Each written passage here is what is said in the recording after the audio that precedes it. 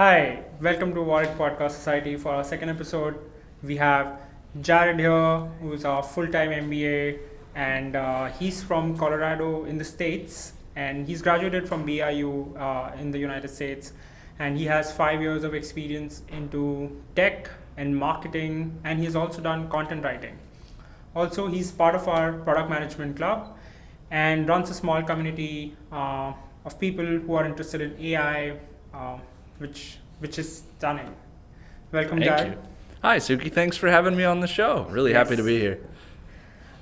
So, Jared, we'll directly move on to the questions Great. because we have a lot of questions from people here who are interested in AI Yeah. and AI things, where people want to know about what's happening in the industry and how it is affecting us and how it is helping us. So, our first question to you is, what sparked your interest into the field of AI, and share us your journey if you can. Yeah. Well, I was probably about as far from being interested in AI as you could imagine when I graduated in, what is it, 2019 at this point? I graduated in English and literature. And then the job that I ended up getting was with a small ed tech nonprofit startup called the B.H. Roberts Foundation. And it had some people working there who were sort of emeritus tech people who had a lot of experience, building platforms and companies. And so in that environment, I was working when sort of this big AI, new wave of generative AI tech kind of kicked off. And it was really cool to be rubbing shoulders with people like that as this big, new, crazy, weird thing happened. And if you're not familiar, what was it, like November 2022, GPT-3.5 or 3, whatever, went public and got, 5 million users in however, like 2 days. It was a big thing. And so all these questions of like, what exactly is this? What's going on? I got to have answers and discussions about those questions with people who had, built big, cool things like through the .com era. And so I got to pose all my little philosophical English grad questions about it. And I just became pretty interested in it and sort of began to cultivate it as this hobby enthusiast thing that I like to learn about. Oh, that's really interesting. I would say, what do you think about what we MBAs should be doing about AI? Yeah. And how do we use it for our good? Sure, that's a big question. Of course, when we say AI in this context, we're meaning sort of this new wave of generative AI, LLM, stuff like that. Machine learning. Yeah, because AI is in a lot of stuff already Yeah. that we use. But in terms of what we should be doing as sort of generalists or students interested in business, it's kind of a big question. To me, the three things that I'm really trying to do are to learn about the tech, just, understand. You don't have to know how to build a car to drive a car, but if you know about how a car works, that's really helpful. I'm trying to practice with the tech. I want to become well-versed in what, ChatGPT, for instance, can and can't do, or, Midjourney, or any of these many tools out there, just practicing. And then staying up to date, I think, is really important because things are moving really, really fast. And because these tools are so accessible and so general, oftentimes your competitive edge right now is just knowing about what's new.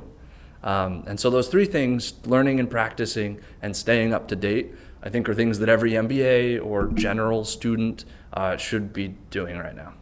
And you're helping us a lot with that. The WhatsApp groups keep posting stuff about it, and then it's lovely, and that's how you keep people updated about technology and what's happening in AI. Yeah. That's really helpful, to be honest. Cool. So to go forward, what do you think in layman's term? What do you think AI and machine learning is to someone? If you have to explain it to Sure. anyone. Yeah, and again, as an additional caveat, I am, of course, not an expert. I You am. are a sort of expert, at Well, least in our batch. What is expertise, anyways? Yeah, I've had experience to sort of very tangentially assist in building like a chatbot, like a wrapper for I've done a couple professional applications for this stuff. But in my layman's understanding, layman speaking to a layman, I would say maybe, have you ever used a spreadsheet to make a decision before? Yeah, always. Yeah, of course, right? Finance, Like you might, maybe just in picking whether or not I would go to Warwick for my MBA, you have a column for cost and you have a column for less tangible factors. Anyways, an AI, a machine learning thing, is functionally just a really big spreadsheet that makes decisions, kind of. Except instead of just, a column for cost or whatever, there's like thousands of columns. And like there are thousands of tabs on this spreadsheet and like millions of columns and billions of cells. And each one of these represents like a weight or a trait about something. And then iteratively, the whole big pile of spreadsheet gets better at doing something. It's machine learning, right? So when we talk about like ChatGPT, for instance, that's a large language model. And it's like an artificial intelligence model that was basically shown a whole bunch of the internet words, and it sort of memorized in its big spreadsheet pile traits about those words. And then it uses what it sort of memorized about all these traits about how words appear in sequence, and it uses those to predict text. So it's sort of like a really smart autocorrect on your phone. This is really helpful. I mean, I haven't seen anybody, telling us what is AI and layman's term. I think everybody would understand this. And to get more into this, what do you think from an ethical point of view, what are the ethical challenges which AI is facing today, and with respect to data and privacy, which a lot of people are talking about? Sure. Yeah, I think there's a lot of ethical challenges. Data and privacy is a big complicated one because, I don't know, to me, I sometimes feel like the cat's out of the bag. Like, I just saw a thing today about how Facebook traded all of its private message data for Netflix's recommendation watch list data. Like, our data is so unprivate these days. And I'm sure that situation will only be exacerbated by AI because AI needs data to be good at what it does. It needs to be trained. And so you can be sure that AI is being trained on something about your data already. And so the more that we can be aware of that fact and try to that's a decision for policymakers more than me. But in terms of broader ethical considerations, I think worker displacement is one to think about. I think that the tech is and will continue to disrupt all kinds of sectors and will automate tons and tons and tons of work. Some people think it will automate all work. And what does it mean when we don't work as much? What does it mean for income inequality, for instance, if this company has supercharged efficiency and productivity because of an AI and this company might not, or this country does and this country might not? And then sort of on like the business scale, AI is capable of making analyses and decisions, but it's not a person. And so much of how we do things has a person to be accountable for decisions and analyses. And what does it mean? Who's responsible for AIs, for the recommendations they make or the text they generate? So there's all kinds of questions in terms of responsibility and the future of work, and yeah. So do you think we can this could go to a personalized level, like where the AI, since you're talking about data and AI taking out data, they know our browsing history, they know about basically they know about us, like after a point, and it could be more personalized things, given by AI. Yeah. And that can happen in the future, right? I mean, that's kind of a marketer's dream, right? Yeah. Like a little ad salesman in your pocket that knows all of your behaviors or whatever. No, I think a lot of people are interested in this idea of AI agents. The idea that, because currently ChatGPT and a lot of these applications are pretty narrow in how smart or useful they are. They require kind of some finagling and prompting and very specific applications and training to produce something useful. They're not very general. But the idea of an AI agent is one that you can sort of give a task and it comes up with ways to execute that task. And that's something that people are pretty excited about, that we're starting to see the first sort of wave of AI agents. There's this one called Devon AI that's supposed to be this autonomous sort of software developer. And yeah, I think that would be a pretty crazy world where everybody has an AI in their pocket, a competent decision-making supporting little Jarvis thing. I don't think that's too crazy. I don't think we're too far off. Yeah. And talking about ethical, now we moving on to the workplace. What do you think the skills most of any of the masters or MBAs graduates should have in the AI-driven world now? Yeah. Because we have to use it as our tool rather than just, Sure. Yeah. The first thing I would say is that like data literacy is really important, right? You need to be able to, grab some bunch of data with SQL or something. You need to be able to present data. You need to be able to crunch it well. You need to be versed in all the things that people who are better at that than I am can do. But I think also as AI becomes more powerful and more useful for that data analysis and for decision making, that what becomes a higher premium is our ability to do critical thinking and executive functions and sort of that high level directioning. So the more that we can cultivate our ability to do that and to employ AI effectively, that's a really important thing we should be working on right now. And I think we are, which is great. Yeah. And any courses are you doing or you would recommend? Yeah, I did an 8-week course with UC Berkeley in the US. It was a certificate for AI and business strategy. That was pretty cool.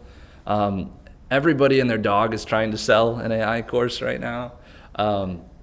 There's a whole bunch of newsletters. I just saw one that I like, Rundown AI, is offering crash courses of all kinds on the what do they call that? Workflows, pipelines, with all these stuff. I really because I'm a marketer, I like this company called the AI Marketing Institute. They offer some courses and they have a podcast and resources for people to try to get smart on this stuff. There's tons out there. Admittedly, there's lots of hype and grifters and varying levels of quality to a lot of this sort of training and education, but it's there if you're curious. Yeah, I mean, talking about hype here, I would say every networking event, every event I've gone to, there's something about AI and people are talking about it. Yeah. So I'm sure it's coming in and everybody's talking about it. So it's true. It's tough because I think a lot of people that are clued in have varying levels of how impactful and important it's going to be. But most people seem to think that it is important to a degree. But then you're faced with the question oh man, AI is this next big thing. I don't want my company to miss out. But then how are you going to apply it at your company? And I think a lot of people are running around with this solution in search of a problem almost. It's AI is so cool, but that sort of application step for their company is kind of hard to make. Yeah. So yeah, it is a ripe field for sort of misleading, running about like a chicken with your head cut off. It's kind of the Wild West right now. Yeah. Yeah. Oh yeah. And also when you're talking about companies talking about it, and then we can jump onto the part where using AI for decision making and how it should not outperform the human judgment, and where should we draw the line? What do you That's a think good about question. Yeah, I mean, a lot of people are worried about displacement, right? I was a content writer for a time, and I wrote 300 words for $10 or whatever it was, and it quickly devolved into SEO slop, The internet is full of that these days. Google is not as useful as it used to be because it's, gamified for the system that we have, which is rank-based search engines. Anyways, AI can do that, like fine, and it can do it for cheaper than $10 for 300 words, and it can do it more consistently and customizably. So that's like spooky in terms of sort of displacing the people that can do that. But it's pretty good at a lot of stuff. If you think about how much of the workforce is in customer service, for instance, the AI never gets grumpy at customers. It never gets tired. It can be really helpful. However, because of how AI works, because it's this imagination engine that runs off of predictions, it does make mistakes also. It hallucinates, right? And it can say things that don't really align with your brand. And there's some hazards to sort of over-relying on the technology right now. And so your question of like, can it surpass human judgment? Where should the line be? It can definitely consistently outperform some aspects of human judgment. But it's not at this stage where we can just like hand it the keys and let it drive the whole business. And kind of like how I mentioned earlier, a lot of what we do right now, intellectual property, management, all of that requires on some person making the decision and being accountable for it. So the line probably has to be, maybe it's okay if the AI writes your 300 words for $10 thing, and maybe there's a human editor that looks over it for anything egregious, but your AI should probably not be hiring and firing people. Right. No, obviously. Yeah. And talking about this, we have used AI for, sometimes for our case studies, in a sense, we're doing case studies for one of the companies for case studies practice. It works fantastic. With the decisions given by the AI is really good. So looking ahead, our next question to you is, what do you think AI would be transforming industries in the next 5 to 10 years? And what trends of AI are you most excited about? Yeah, I think it's extraordinarily difficult to predict the next 5 to 10 years. Few years down the line. Few years down the line, to me, and this is an opinion that I'm mostly parroting from a guy named Mustafa Suleyman, who he's now the head of AI at Microsoft, I think. He was one of the founders of DeepMind, Google DeepMind. And he wrote a book called The Coming Wave, which is one of the cool and few books you can read about this new generative AI stuff. He said that inevitably, easily, predictably, this is a paraphrase, that in the next couple years we will continue to spend tons of money, continue to develop more computational power, better and more interesting AI models that are more efficient, and that we will develop sort of a thing he calls ACI, which is artificial, like competent intelligence. Some people think that artificial general intelligence, AGI, that's kind of like Terminator. When the AI becomes smarter and more general and surpasses sort of human ability. It's one way to look at that. People are mixed on whether or not AGI is going to happen or when, but people like Mustafa think that ACI is like really close. And what he means by ACI, his sort of Turing test for the modern age, is like, can I give $100 to this ACI and say, hey, make me $10,000? That's sort of like his test for when AI will be competent. And he thinks that's like in a couple of years, which just that has some crazy ramifications, because if you have a competent autonomous agent, if you have a little Jarvis on your phone, and that's on the phone of every politician and worker and business person and telemarketer, if everyone has that has some crazy ramifications already.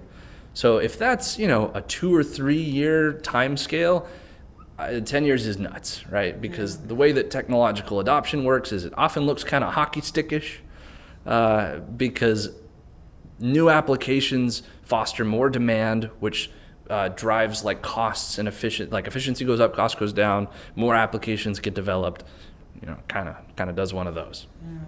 So my sort of bullish prediction is like 2 years, like woo, we're in for a crazy ride. 5 years, like, okay. In 10 years, I couldn't tell you. Yeah, we'll be out of our jobs. Yeah, Who can say? Yeah, maybe.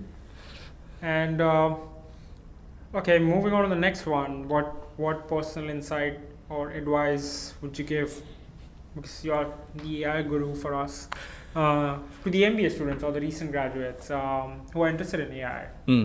Yeah, what tips would you give? I mean, it resembles sort of my advice for most things, which is to stay curious. It's really easy, for me anyways, to feel like overwhelmed or scared about the pace at which things are happening. It's a lot of this is sort of outside of my hands, you know. I'm not Microsoft spending $1 billion on any of these things. I'm like not developing models, although you can do that these days. But if you sort of stay curious and stay engaged and stay up with it, that pays really big dividends, right? Because you learn something, and the fact that you've learned like maybe what an LLM is and what it does. Now that you know that, you have all of these adjacent things that when you next encounter, you have a scaffolding of knowledge to put that new knowledge in. So being curious and learning has this awesome compounding effect. And I think the people who are flexible and curious about this technology are the people who are going to be able to like ride the wave a little bit better and not be the ones who are, uncharitably you call them Luddites or whatever. People who like, I don't want to learn the new tech. Like that's going to be harder for those people because they're not going to be as augmented. It's going to be a very strange new market. It's going to be hard to participate, I think, if you don't have sort of that curiosity. So I'd be, just learn. You know, we have lots of great tools for learning about this stuff. You can ask the AI, hey, how do you work? You can ask the AI, what's a transformer exactly? It's really helpful. And so we're talking about tools here, and we have a lot of people who are interested in the careers of product management. We have our very own network called the Technology Network. Yeah. It's a professional network which we have. And to all those people, what would you say? What are the tools which you usually you use in your almost not like daily life, but sure. Like, no, I mean I use ChatGPT daily. I pay the $20 a month for 4, which is a significant increase from 3.5. However, people sort of agree on some crowdsourced benchmarks that Claude 3, which is developed by Anthropic, is sort of the new king of the LLMs. And these LLMs are useful because, I mean, I can take pictures of my spice cabinet and be like, hey, what should I cook tonight with these ingredients? Like, the applications are only sort of limited by sort of your creativity, I suppose. So sort of like an LLM to bounce ideas off of is a great tool. That's a great starting place. And then sort of depending on what your function or interest is, you can specialize and pick up some different tools. Like if you are a creative type sort, you need some visual assets for something. Midjourney, Stable Diffusion, there's a bunch of image generators, diffusion-based, they can generate images based on a text prompt. There's tons of tools. And if you're in any way sort of programmatically inclined, you can make a lot of stuff happen that way, like Microsoft Copilot. It sort of world's your oyster a little bit. Yeah. And that's how you also keep yourself updated about the new technology coming in, right? Yeah, I'm a big fan of, because it's so new, there's not a whole lot of like old school credible like book resources about this stuff. I'm a big fan of newsletters actually, because those are so topical and they're curated and they can tell me about like, oh, there's a new tool called Scrumblify that turns whatever into whatever, and such study just came out, and those you can find curated in newsletters. Like I like one called The Neuron, there's The Rundown, there's one called Ben's Bites that has little bite-sized tutorial things in them. There's lots, no shortage of people who will send you newsletters.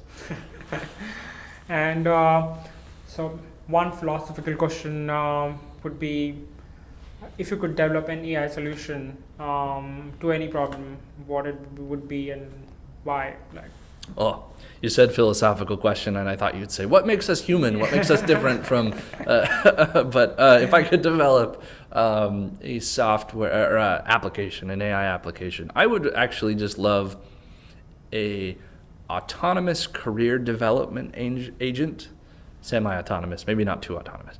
I would like an AI agent who I could just, dump my day's experiences easily into it somehow, and it would be able to craft a portfolio, update my website, update my CV, and then customize that output and spam out that to like applications for jobs. Because that's just like, that's so much work Yeah. to sort of package and market yourself and then apply to these jobs and do all that stuff. I'd love if I just had a little robot servant who could automate that for me.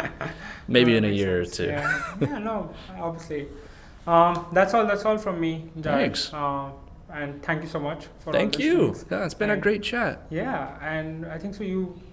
As like advice from Jared would be, stay curious. Stay and, curious. Yeah, read more. Yep, you can learn, you can practice, and you can stay up to date. And that's kind of the only advice I have right now. Good luck. Thank you, Jared. Thank you. Thanks, Be Suki. on it.